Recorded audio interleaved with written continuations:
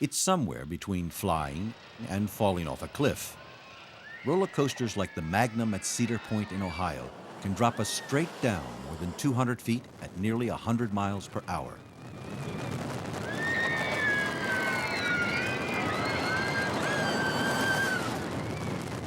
Others turn us upside down with nothing but air between us and the ground far below.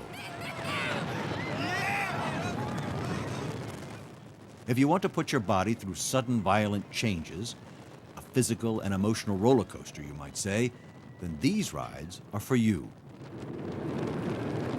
A 1-minute coaster ride can double the heart rate, put you under the same gravitational pressure as a fighter pilot, and leave you as weightless as an astronaut.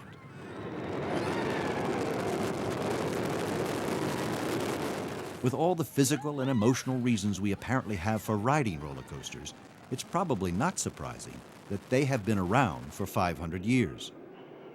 And for all of today's high-tech designs, the principles haven't really changed much over time.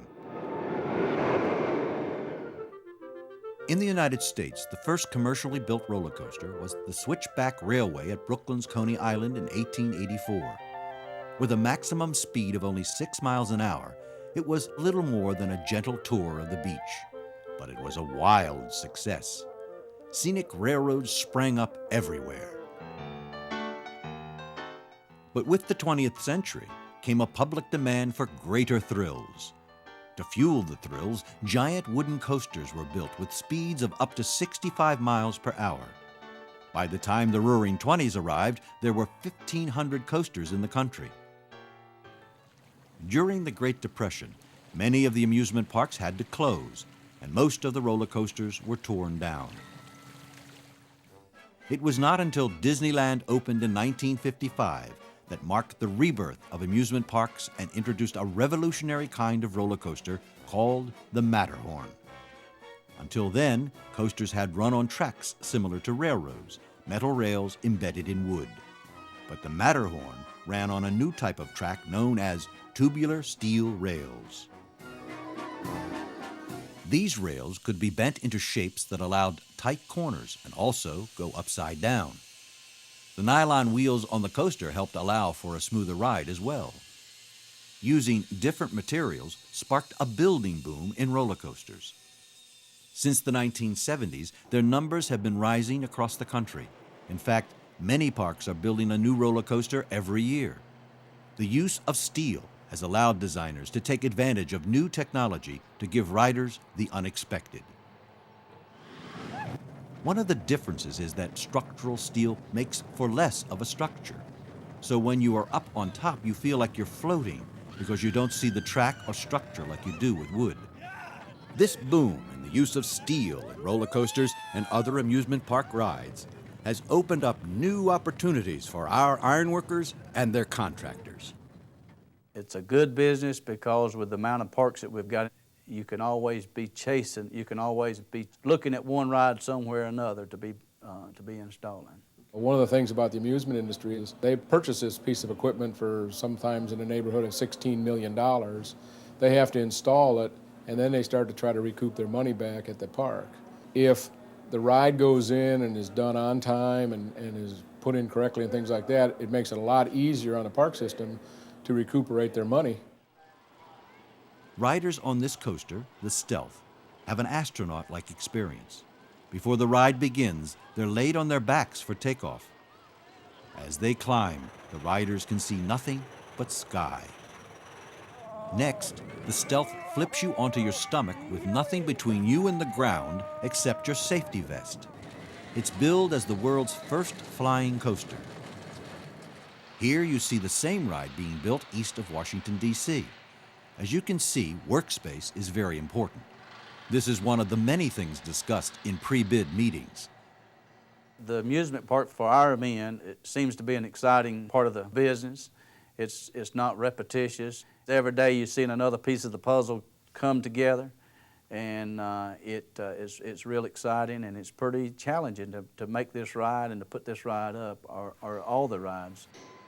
Building a modern roller coaster is a major undertaking. Typically, they can include 2,000 tons of steel, 60,000 bolts, and thousands of structural steel components. The construction period for most amusement parks typically runs from October through April, and the work week can be 7 days because you may have to utilize all the good days possible to keep schedules up.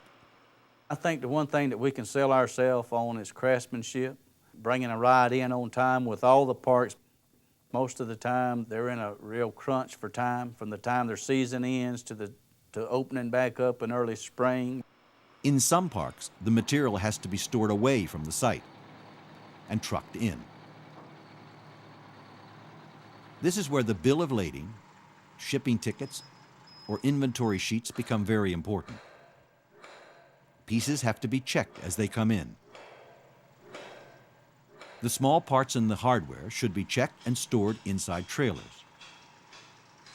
In some cases, the smallest part missing can hold up the project. Shipping records should be checked over and over to see which pieces are there and what you can erect. It's very important to know your lifting equipment. The ironworkers use a whole school semester to train in rigging and rigging safety. They also get a feel for when different types of lifting devices are needed.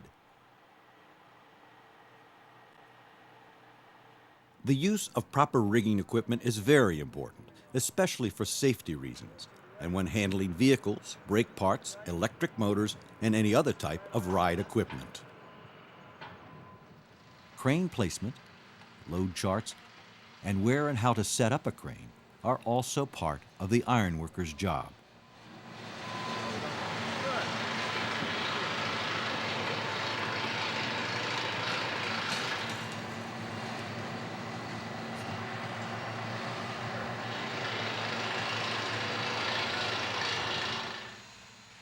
Coordination of the site is also very critical because all the trades have to get their work completed.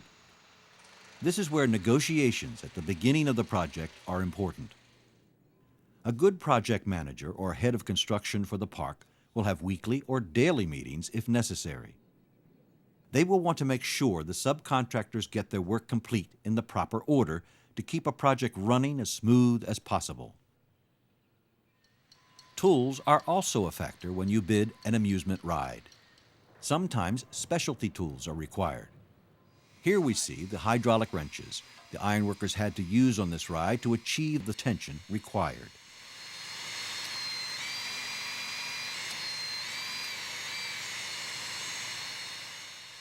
Also, at the beginning of the project, the ironworkers contractor will place on file with the park documents such as welder's certification, safety programs, and any other information requested by the park. It is very important to know what welding you are responsible for as a contractor. Sometimes in your contracts you will be responsible for the welding of brackets or miscellaneous items for other trades.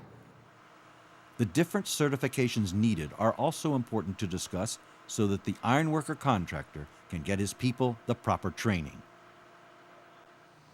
Setting up lasers, string lines, and transits are also very important.